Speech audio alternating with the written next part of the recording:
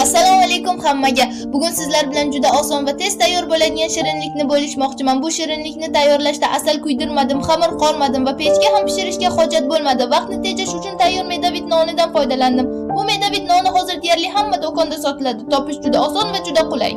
Ichiga esa uy sharoitida sutli atala tayyorladim. Atala uchun 1,5 litr sut, 1,5 stakan shakar va yarim stakandan sal ko'proq un ishlatdim. Bismilloh deb ishni boshlab atalani quyuq va bir xil holga kelguncha sekin aralashtirdim. O'rta olovda 25 daqiqada atala tayyor bo'lgach, uni medovit nonining har bir qatlamiga chiroyli qilib surtib chiqdim. Hech qanday murakkab jarayon yo'q, hammasi juda oddiy.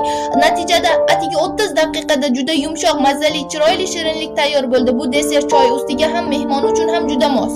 Agar sizga ham shunaqa oson va ishonchli retseptlar yoqsa, kanalga obuna bo'ling, videoni like bilan qo'llab-quvvatlang. Inshaalloh yangi videolarda yana foydali retseptlar bilan bo'lishaman. E'tiboringiz uchun rahmat.